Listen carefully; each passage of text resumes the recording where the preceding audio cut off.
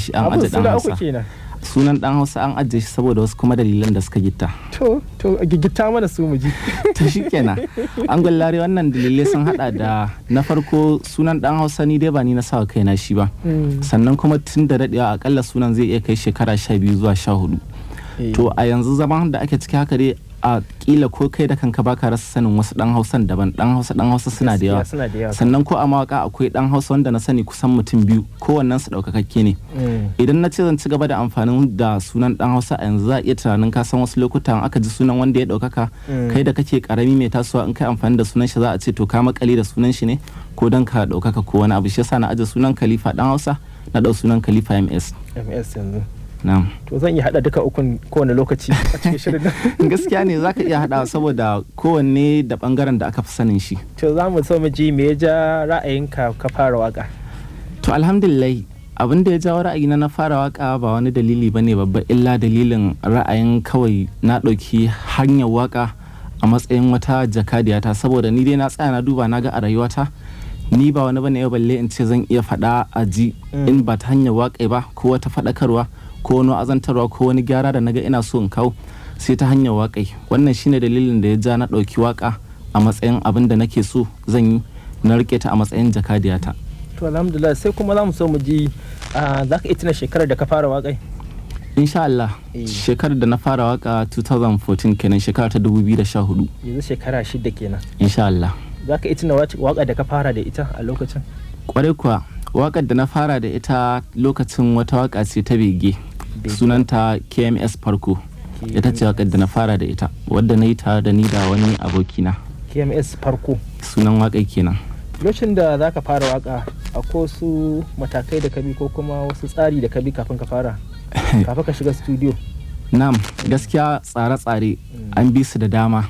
Tsari na farko da na bi kafin ma dai in je an haɗu da wani ita wannan waƙai lokacin da muka fara tunanin zamu yi ta ni da wannan abokin nan kwana guda muka fidda daga rana har gari ya waye akan muna ta tunanin ya zami mu bullo wannan waƙai ba mu bacci ba zuwa safe dai Allah ya sa muka cimma matsaya muka rubuta ta dai irin a koyo dai ba wani abu na ƙwarewa a cikin ta. Sai na nemi wani karamin mawaƙi a unguwarmu sunan shi Yaro dan mama yanzu yana garin Kaduna, shine mamu jagoranci zuwa studio a inda can ma studio suka sake ba mu wasu shawarwari suka nuna mu ga yadda abubuwan suke da sauransu. Wannan ne matakin da aka bi wajen farawa. To ita waka farko ya ta kasance kuma karɓota ga al'umma da kai kanka irin yadda ka ji ta ka nutsu da waƙai? Gaskiya ne alhamdulillah a yanayin yadda nake ji ana cewa za ka yi waka gaban ka zai faɗi za ka ji tsoro da sauransu a lokacin na shiga fargaba to amma sai dai ka san da abin da ka sa kanka za ka yi ka ba kanka ya ƙi ne insha Allah don ma abubuwan da ake tunani na tsoron da sauransu ko ka fuskanci su ba sosai bane ba. A lokacin da na je studio zan yi waka farko dan matsaltsalu an same su amma da suka nuna man ga yanayin yadda zan fara abin ta yanayin yadda in kiɗa ya ɗauka za a ɗaga man hannu in bi shi to wannan su ne hanyoyin da na bi wanda ban sha wahala ba sai bayan na yi abin ma na rika mamakin wani ne wannan da kaina wannan shi ne. To don tana ta farko shi sa aka sa mata farko? Na'am gaskiya ne saboda ba zan taɓa manta da ita ba a tarihin rayuwata insha Allah. To na wannan tambaya ta ce ta musamman ban cika yi mawaka ba amma shin kai da zaka fara waka sai da ka sa mata suna koko sai bayan kayan waka ka ce kai ni wannan bari in sa mata farko? Gaskiya ne kafin an fara waka da yake a lokacin da nake da tunanin zan yi waka na dauki shekaru da tunanin zan yi wakan kafin in yi ta to akalla wakan a rubuce ta kusa kai watanni to cikin rubutun nan ne mata suna saboda a kowace waka ka san cikin anshin ta wasu lokuta na ake fitar da sunanta to tun kafin in rera ta gaskiya na mata suna saboda ni dai na san ko hanyar studio ban taba zuwa ba a lokacin to ko ban sa mata suna farko ba dama farko ce. To Allah ya taimaka. To bari mu ji wannan waka ta Kalifa dan Hausa wato Kalifa MS mai taken mawaki.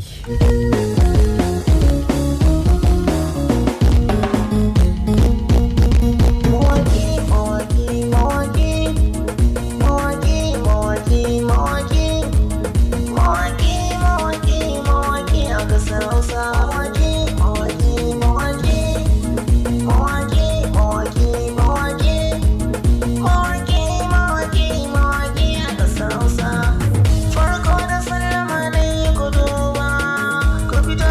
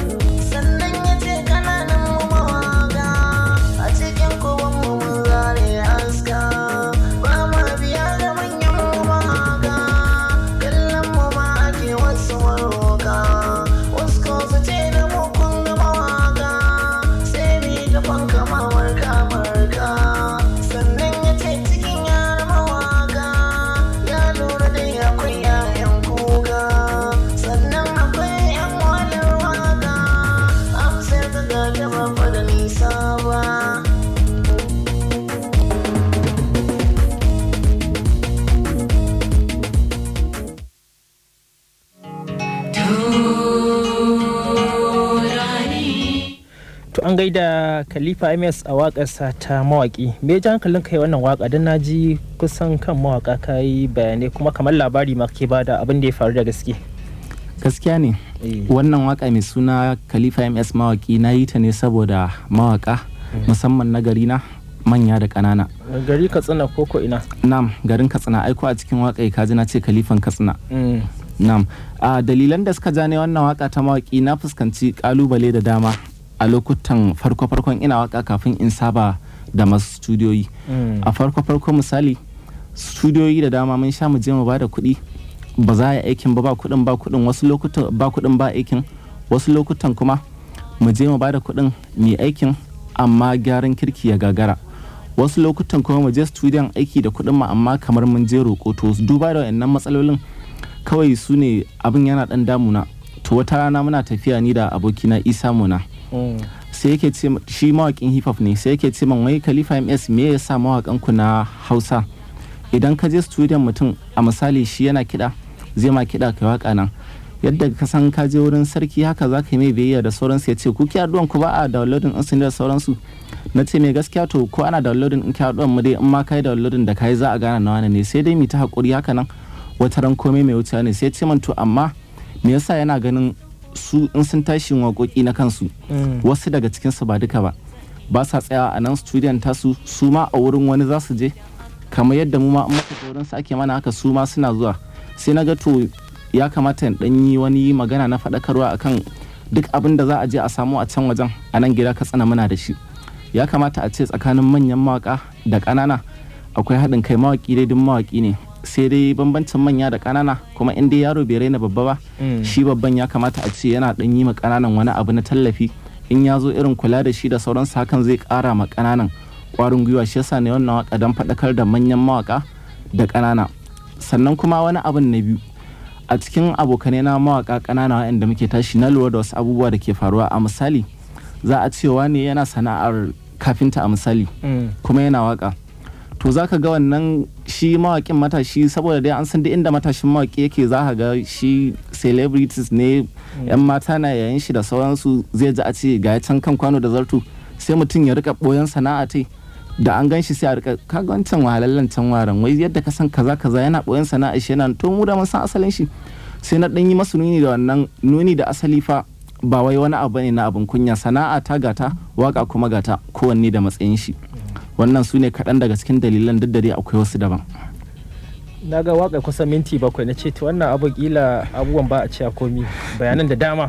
Wallahi minti 7 bai san na gama faɗar abubuwan da ya kamata in faɗa ba, na dai takaita ne a hakan. Mu ma mun takaita ne aka saboda wannan da abubuwan za mu tattauna. Gaskiya ne. Amma da haka na wata ana Musa gaba ɗaya tunda ai waƙoƙi sun shigo yanzu. Na'am. Al'umma za su ji abin da ke faruwa. Amma kai ya kake ganin za a magance wannan matsalai? Alhamdulillah. Ai Muhammad Habib ko kuma in ce Angon Lare ina mai baka labari a zaman yanzu haka wasu daga cikin matsalolin gaskiyar lamari sun magantu. Zan iya baka misali ni a karan kaina dai sun magantu kuma ina fatan ga sauran yan uwana kananan mawaka su ma sun magantu.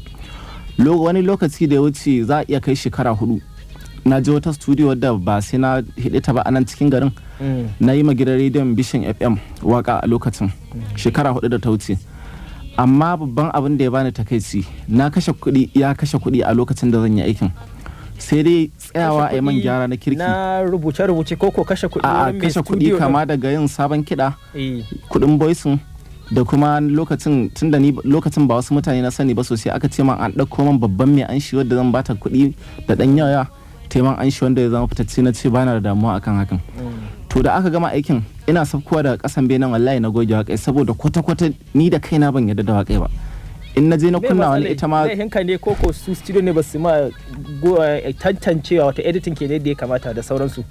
To in dai zan masa adalci ba zan ɗora laifin akan su kaɗai ba, zan ce ina da laifi su ma suna da wani laifin da ke garan shine a lokacin shekara 4 da ta wuce kaga lokacin shekara ta 2 da fara waƙa kenan ko zan iya cewa 2 misali. To lokacin ba wani kwarewa aka yi sosai ba, kalamai na da kuma yanayin sauka da tashi su ne na gana raina a lokacin, sannan kuma da yanayin gyaran da suka yi man inda na ga kamar ba su dan kyauta man ba shine su manyan mawaka ne, sun san waka sun san gabanta da bayanta, in ne ba daidai ba sun sani.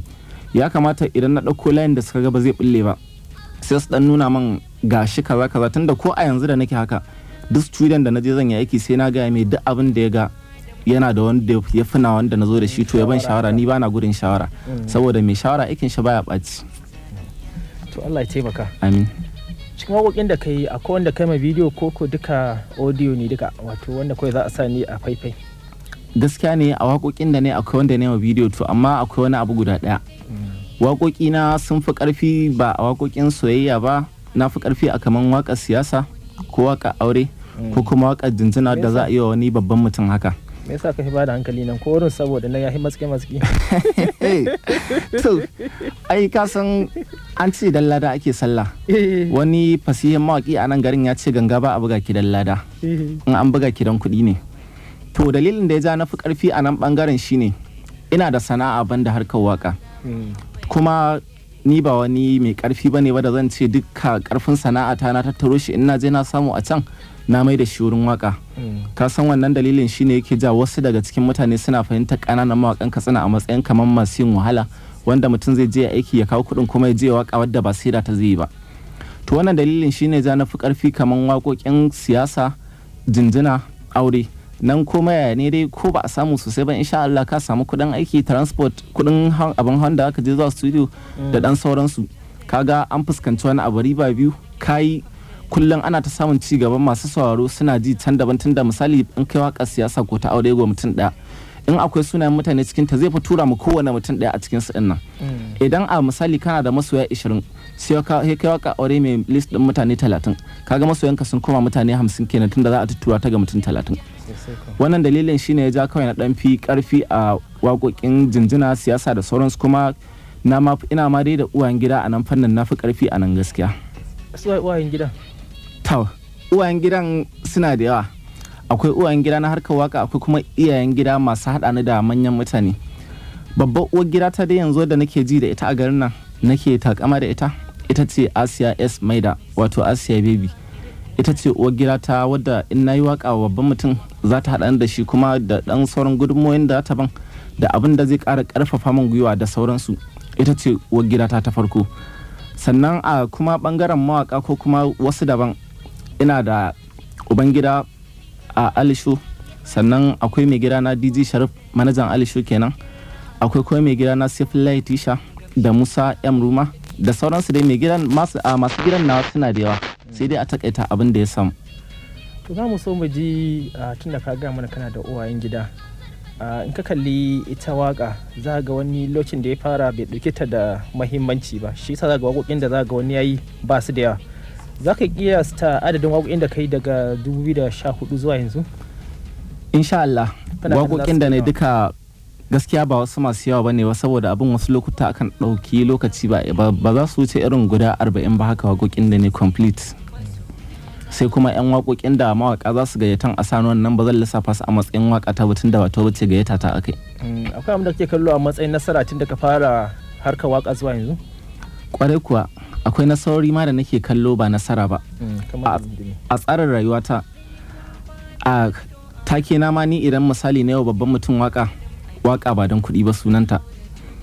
A dalilin da ya ja nake amfani da wannan shine yau duk abin da za ka yi in ka sama ranka cewa na yi shi ne da niyyar wane ya ban kuɗi to idan aka je ba a samu kuɗin nan ba ƙwarin gwiwar da kake da shi daga wannan lokacin ya sauka. Tunda an sa rai. Na'am, to amma a duk lokacin da kai na yi ne da niyyar in ta yi ruwa rijiya in ba ta yi ruwa ba aka san haka to in aka samu sai ka ga wannan ya kara ma karfin gwiwa a matsayin abin da aka yi dama dai baka zo don niyyar dan ka yi shi ba. Sannan nasara ta biyu a duk lokacin da ne waka babban abin da ke burge ni ana kira na daga wurare daban a ce min kai waka ka mai suna kaza fa mun ji tauri kaza waka ka kaza mun ji tauri kaza. To gaskiya a duk rayuwa ta ba abin da nake dauka a nasara kamar haka saboda yanzu ni nan da ha ganni zan iya ce maka daga nan Katsina kila ban wuce wani wuri ba amma an sha kira na a ce ma an ji waka ta Lagos Abuja hanya wurin ma ban sani ba. Kaga wannan ma nasara ce ba ni na kai ta ba ban san wa kai ta ba amma an kai ta ko ba a ganni ba an ji muryata. Ina kallon wannan a nasara. Sannan abu na biyu da nake kallo ko kuma na uku a nasara na halarci kamar wasanni daban-daban a gayyace ni in yi waka in zo zan yi wasa. Na taba zuwa wurin wani wasa guda ɗaya da na je wurin wasan na ga manyan mawaka da sauransu. Gaskiya na tsorata a lokacin don har ma na juyo na dawo to amma ita wannan uwar gidan ta da nake ga maka sai ta kira ni take karfafa min gwiwa da sauransu ta ce ai kowanne daban yake, saboda haka kai ma ka zo da an kira sunanka ka hau. Babban nasarar da na samu a wurin shine ina zuwa da aka kira sunana na shigo filin na samu kara na farko dai ta mutane, sannan kuma waƙai an karɓe ta a wurin. Wasu da dama ma da suka ga tsayuwa ta wurin an raina na, amma ina fitowa daga filin wasan mutane aka rika tarbata ne, an san namba mai wane ne, ana gaisa kai ne wani kai ne wani. To a rayuwata ina kallon wannan a babban nasara gaskiya shine wannan. Din da aka samu nasarori kuma ana samun kalubale, za mu so mu ji kalubalen da kake kallo a matsayin kalubale. Kalubalen da nake kallo a matsayin kalubale ba zai wuce tsakanina da mawaka ba, a kamar bayanin da ne, sai kuma a kalubalen da ake fuskanta tsakanin abokan waka. Ba zan ce maka akwai kalubale ko da na sakan ɗaya tsakanina da iyayena ba, ban fuskanci wannan kalubalen ba. Iya kalubale na ya taso ne daga wasu daga cikin abokan wanda muke wakar da su, amma shi ma wannan yanzu abu ne wanda ya riga ya wuce. To a zama yanzu gaskiya kalubale na tsakanina da mawaka ne in ga cewa abubuwan da ake kallon mawaka da su na wasu abubuwa ko na ba daidai ba sun gyara. Wannan shine kalubalen ni da nake kallo a matsayin kalubale na tunda na mawaka na wani. Kuma ka ga ɗaya daga cikin abin da ake so a rayuwa, da inda mutum zai faɗi ya faɗi abin da ke gaskiya, abin da ke zuciya shi, kai ta ruha din nan, dan wannan shi ke sa a gyara din, aka yi shiru ba a gyara. Gaskiya ne. Inda zaka so misali a cikin ita wannan waƙai ta mawaki na yi maganganu akan abubuwan da ke faruwa tsakanin mawakan, kuma wanda idan mai ji ne daban ba lallai ne fuskanci menene ba, saboda rikici ne na cikin gida kuma cikin ruwan sanyi na faɗa ba tare da gaya magana ba, saboda ka san wasu lokuta yin abu a cikin salama cikin mutunci ya fi sa a fahimta sabanin abin ya tsauri. Tuma da labarin mu ji wannan waka ta wanda kuka yi da kai da Fahad. Fahad dan Hausa kenan ko? Na'am, Fahad fit da dan Hausa ba. Yawa, to ja mu ji.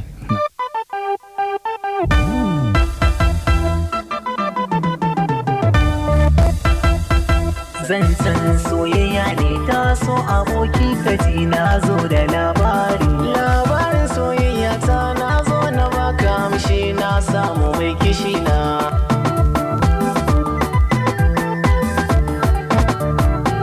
Aboki na maso kaji labari na samu wata kirfan sirri na aure ta shi ne tukon burina, ga ta fara kyakkyawa aboki tana ruhina, ita ce ne kauna domin ta zama jagorana, abin alfahari zuciya ta ke take buriya.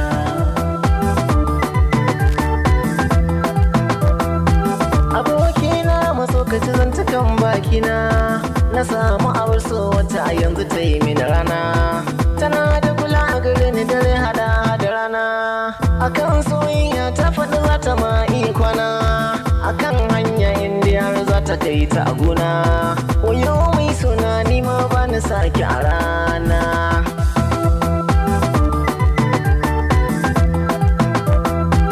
Mai suna a gare ki ni ban korafiya, na gane rayuwa ta kin yi tallafiya, kin jajirce kaci mana zarrafiya, to kin ga dole kunki na yi hasafiya, jirgi na san kina hau yau zan tafiya, auren ki na saka yau ne kudiriya.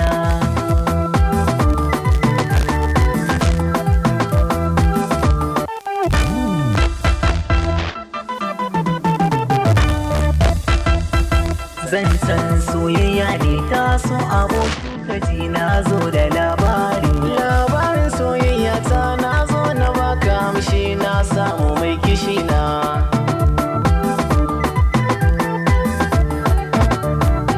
Batun soyayya ta ware fani na amsa, yau na san da ka gane lamarin fada nisa, muna son juna ni da masoyiya ban nisa, idan ka taba ni guri ka za ta dau manufansa, garin soyayya lallai an fada ba nisa, kina raina ni ma ke ce na mai wa amana. To an gaida Kalifa MS a waƙarsa ta ɗan Hausa. Sunan waƙa kenan ɗan Hausa ko? Na'am, Fahad fit dan Hausa sunan waƙa kenan. To za mu so mu ji wannan waƙa me ji hankalinku kai waƙai. Wato abin da ke akwai ita wannan waƙa gaskiya kawai farin ciki ne yasa aka yi ta ba wani abu ba. Farin ciki. Abokina Fahad MKD wanda muka waƙa tare da shi wata ran mun je wurin budurwar shi zance haka. to da muka je ka san irin sahibi da sahiba aka ga mai kalaman da suka sashi farin ciki ya nishadi muna fitowa daga nan ya ce gaskiya yau farin cikin da ya shiga dole ma sai an je an yi waka kawai daga nan muka wuce studio muka je ba rubutu ba komi aka yi kiɗa da sauransu aka yi voicing aka fiddo aka wuce wurin kawai wannan kawai shine dalilin da ya za aka yi ta farin ciki ne sa aka yi ta amma na masoyi shi Fat MKD ta karbi waka hannu biyu ko da ke aitin da ita aka yi aina san ba sai an ce komi ba ko gaskiya ne ai ina ga maka ita wannan waka haurin lare ma in ka je zaka same ta tsabagin karbuwa da take nan sannan in ka je can binnin gobar can ma ta karbu kaga ko ai hasu haurin sa ba wajen gwarza fa waka ta je ai ta karbu to alhamdulillah ina ke samu wakokin ka dan naji ba laifi gaskiya abu ba a ce komi idan wanda ke sauraron ba daidai wannan lokaci na so ya samu wakokin ka to alhamdulillah inda ake samun wakokina a cikin garin nan wuri 2 ne zuwa wuri 3 wuri na farko a dutsen safa locust studio S Tisha opposite gidan Alhaji Muhammadu Usman Sarki ko wurin chairman din studio Safilai Tishan waka ko kuma wurin jajirtaccen manajan shi wato Musa M Ruma duk wanda aka tadda za a samu wakokin ko kuma ni kaina ma duka za a samu anan sai wuri na biyu a dutsen safa locust shagon Arewa Communication Center kusa da Fire Service shine wuri na biyu da za a samu waƙoƙi na wuri na uku kuma a shararren fais wurin farin masallaci studiyon Abdul Dushan Boda hannun mai jita manajan shi nan za a samu waƙoƙi na to kafin mu je dan takaitaccen hutu rabin lokaci mu shaka da ɗaya daga cikin waƙoƙinka za mu so mu ji kai tsaye daga bakinka sai ka yi masu raro waka su tabbatar da cewa tare da Kalifa muke a ɗakin gabatar da shirye-shirye na'am kai tsaye gaskiya ne bari a taba cikin wata tsohuwa waka wadda kila kukan kuna da ita duniya makaranta dan uwa na kaji yau da gobe sai Allah shi yake zamani duniya makaranta haka ne babu ƙarya dan uwa na tsaya in dan tuna maka baya tun kana ƙarami ka girma sai ka yi biyayya ni Kalifa MS ba na raini ga manya to lalle kama ai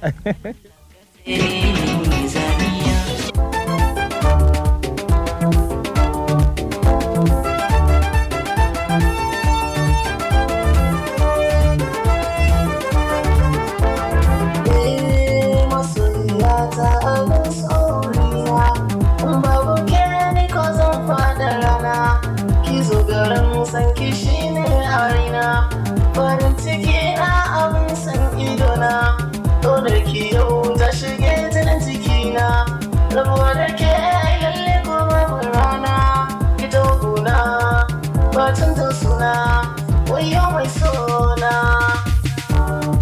ki tusaya min ki duba duk batuna ki alkawarin zama da ni da rana makiyan mu lalle shi ya zama a rana bai san gani na da ke rabin jikina ni ko arena san baya magabana domin soyayya ke son karsana rai baya kuna in ga ki kuna ki dawo mai sona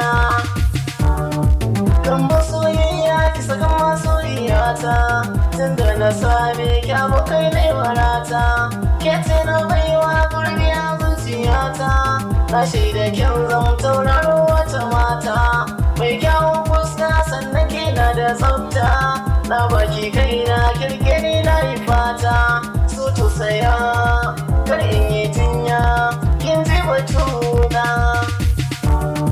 soyayya ce wuta sarai baya kuna burin idanu kullum ki zo gabana ko da adin gewo take zana nuna bana da haufi su ganki ko da rana zakin soyayya yau ni na ɗanɗana ya zarce zakin zuma bari a nuna zaki fahimta bana da gata sai ke mai sona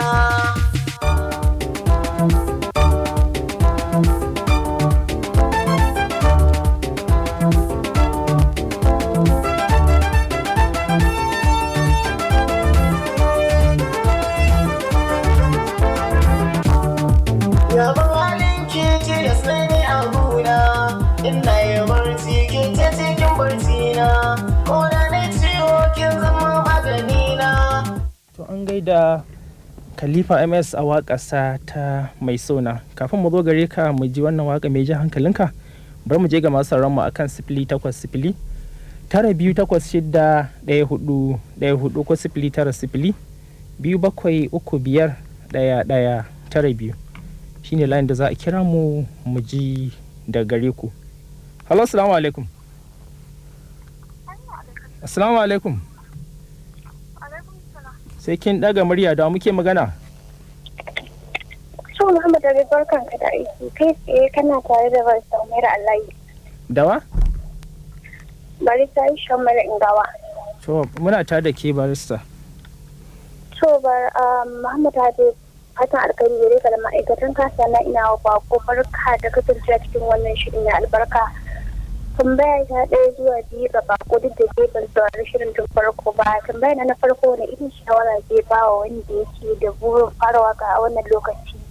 Sannan kuma shi ina larin tashi kuma ƴaƴan larin nawa. Tashi lafiya. To wani mu je ga bako wa shawara zaka ba wanda ke so ya fara waka.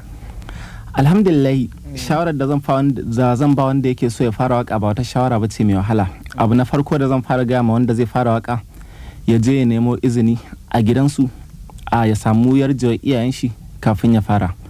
Abu na biyu wanda zai fara waka ya tabbata ya dan yi karatun nan koya ne ya nemi ilimi saboda waka ba a yanta da jahilci. Abu na uku shine duk lokacin da zai fara waka to ya tabbata da abin da ya faɗa a cikin waka shi ba zai taɓa yin da na sanin shi ba, saboda ita waka in ka riga ka yi ta misali in ka tura ma ko mutum ɗaya ne ko da kai ka yi da na sanin abin da ka faɗa ka goge to ta farga ta tafi can duniya ko bayan ranka in abin kunya ne ka faɗa wanda baka yarda da shi ba yana nan. Ya kamata ga wanda zai fara ya tabbata ya tsaftace harshen shi kafin ya fara. Wannan shine shawar da zan iya bashi a takaice. Nawa mata nawa? Nawa mata nawa a yanzu dai haka ana iya cewa gaskiya babu ko guda ɗaya. Ba 'ya'ya ba mata, amma dai insha Allah ana da niyayi, amma tukun ka fara yin gaba bayan Allah ya sa ka auri Larai, bayan bikin ku na kai da Larai to mu ma sai mu biyo ku daga baya insha Allah. Wannan shine abin da ke akwai. To lalle kam to Allah ya zaɓa mafi alkhairi. Amin. Allah, assalamu alaikum. Wa alaikum assalam, da muke magana. Barka mu juna. To kana magana da Murtala S. Zimariya sai na baban Muhammad. To baban Muhammad muna tare da kai. Yayi to a gaskiya ina ma babban bako fatan alkhairi. Yana godiya. Kuma kana ji fadin dukkanin yanayin da wannan kamar wakan nan da yayi. Yanayin da ma'aikata kamar masu wakoki za ka wasu suna koyar saboda ni kaina akwai wanda na sani abokina ne ma za ga yana buɗe sana'an shi kasancewar dan yana mawaki. Ba ga abu ne wanda ya kamata da ya kamata ne ko ne kake yi inda fasata ta ce da kana yi don ka rufa maka asiri ta hanyar da za ka rufa maka asiri kai. Sannan kuma babban mako kan da mutu da Allah ya malare waka kafin ya fita da malare a gudu a ƙarshen. To madalla bari mu je ga mai kira na gaba. Hello, assalamu alaikum. Wa alaikum salam. Ba mu da kai da wannan shi. Yawa da muke magana. Sunana Armayau ya hayya Rimi. Muna tare da kai Armayau. To ina yi wa babban bako barka da zuwa. To yana godiya. Ni ina da tambaya a gare shi. Yana da wani shafuka wanda mutum zai biya dibe shi domin ya gane fuska sai ya tabbatar da shi ne. To madalla. Tambaya ta abun gako da nake da shi ga babban bako. Ni kai na dai gaskiya na goyi bayan kafin ya fita cikin wannan studio ya malarewa kare da ta nan ta mafi da mu ba mu dariya. To na kula dai yau wannan za a yi da ake cewa tashi da kama da za a yi mu. To kaji ka da shafuka da misali irin su Facebook da sauransu Instagram. Kwarai kuwa ina da shafuffuka na Facebook da Instagram. A Facebook inda za a samu shafi na ITZ Kalifa KMS, ma'ana it is Kalifa KMS. ITZ Kalifa KMS ba. Haka a Instagram ma shine. Don aka shiga nan za a ga wasu bayanai da kwarai kuwa za a ga duka bayanai. To bari mu je ga mai kira na gaba. Hello, assalamu alaikum. Da muke magana. Yawwa barka mu juna. Mariya Bilgis daga sabuwar unguwa. Muna ta da ke. Ina yi wa babban bako barka da zuwa, fatan Allah mai da su gida lafiya. to amin. Sannan tambaya ta gare shi kawowa yanzu waƙoƙin shi za su kai kwara nawa kuma a cikin waƙan shi wata waƙa ya fi shi. To madalla ka ji tambaya ta ci waƙoƙin ka yanzu za su kai kamar nawa ko da yake ɗazun ka faɗi to ila bata kai gaji ba a lokacin. Na'am. A zaman yanzu haka na faɗa waƙoƙi na ba lalle ne ba za su wuce zuwa guda 40 ba haka. Sannan a cikin waƙoƙi na waƙar da na fi so sunan ta KMS Na'ima. Duba sunan waƙar da ina Na'ima sunanta kawai. Na'ima mata wasu ce saboda haka iyaka ta waƙa ne ni a cikin waƙoƙi na gaskiya na fi santa saboda ita kada ce waƙar da in na ji wasa. Suna mata nawa ke da akwai duniya sai ka zaɓi Na'ima. Hey, wato ina mai baka labari angon larai. Ita wannan wakan Na'ima dalilin yin ta a wani cikin masu yin program nan naku na duniya ce na ZMK. Lokacin da zai aure ya aza gasan mawaka sunan matar shi Na'ima ka san. Aka ce to kowane mawaki ya ma Na'ima waka a zo wurin wasan ya gabatar da waka shi nan wara. Ka ji dalilin yin wakan Na'ima to kuma gaskiya na fi santa waƙoƙi na saboda ita ce wakar da ko wasa na ji zaka ji ana a kunna Na'ima dai. Ita kuma ta karfin waya. Ba a yi mata waka ba? Ina nan na ba da cigiyar ta a gidan Radio Vision FM in Allah ya sa an gano ta to sai a yi mata waka a zaman yanzu dai sai masoya na industry sai kuma kawai sai yan uwa. Abin da wasu suka ce wai suna so a yi mawai lare waka. Tuni na ran nan ma dai har yanzu ban ganta ba to amma dai tun daga ka ban sani ko dan rera mata. Za a iya jaraba yin karambani a rera mallare. Rera mu ji to.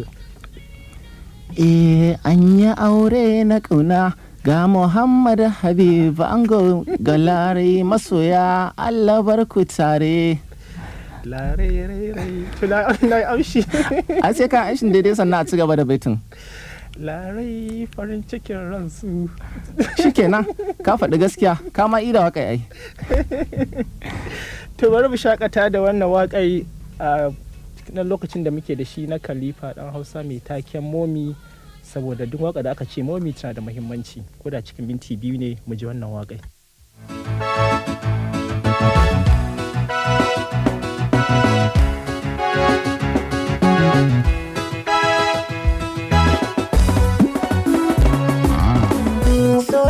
Soyayya ce rabuwa babu daɗi masoyana da wani kalifa ɗan Hausa na zo ina yi maki ban kwana. Soyayya ce rabuwa babu daɗi masoyana yau ma kalifa ɗan Hausa ya zo yi ne miki ban kwana. Da sallama gunku masoyana yau sai ku dan ji bayanina na momi muradin ruhina ko na ce dai abin sona.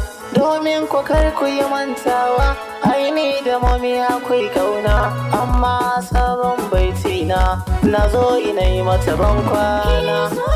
Soyayya ce rabuwa babu daɗi masoyana yau ma kalifa ɗan Hausa ya zo yi ne miki ban kwana. Tun a farkon bayanina na furta momi tana sona sannan ina ƙaunar momi don ni ta zama muradina. Domin fa soyayyar momi har kamanni na musu nuna ko da abokai za su kira ni za su sa sunan ki momi na. Soyayya ce rabuwa babu daɗi masoyana yau ma kalifa ɗan Hausa ya zo yi ne miki ban kwana. Domin silar soyayyarki kin zama tsagen ruhina sannan akan soyayyarki kin zama dubin dubana. Bacci idan na farkawa idanuwa wurin su momina in har fa za ka gabatin raina ka taɓa mani momina. Soyayya ce rabuwa babu daɗi masoyana yau ma kalifa ɗan Hausa ya zo yi ne miki ban kwana. Akan kin To lalle wannan waka kauta yi mai taken momi to bai ji hankalin kai wannan wakai kuma wace momin daga ciki.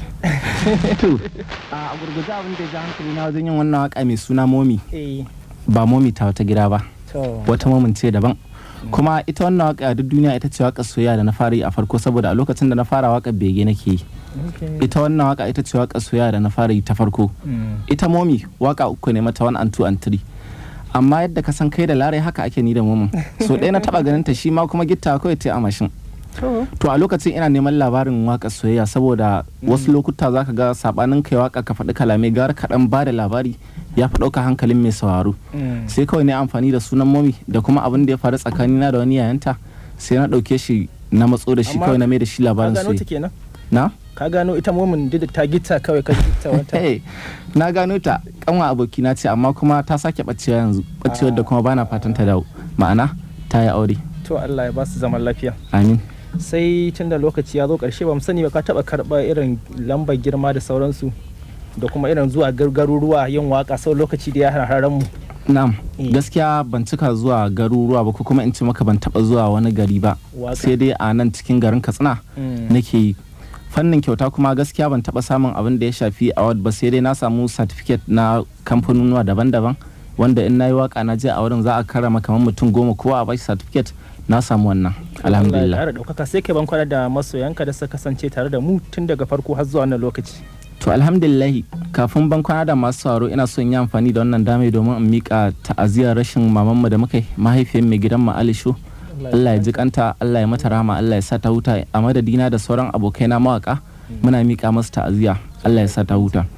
Sannan a masoya da masu sauraro na gode kwarai da lokacin ku da kuka bada kuka saurara kuka kira kuka tambayoyi da fatan alkhairi na gode kwarai, Allah ya saka da alkhairi, Allah ya ban mu tare. To amma muna maka fatan alkhairi da fatan Allah ya tsare kuma Allah ya ƙara ɗaukaka. Amin amin na gode. Mu nan zamu diga ma shirin aya a madadin shi tauraron namu a yau Muhammad Kalifa MS wato Kalifa dan Hausa hukumar gidan rediyon Vision FM ta dauki nan ka muku wannan shirin sai ku da kuka kira masu sauraron mu muna jinjina muku. Jagoran shirin Rabi'atu Kabir Rinka ni da na gabatar da shirin Muhammad Habib Umar ke cewa ku biyo mu sati mai zuwa domin jin wani sabon shirin.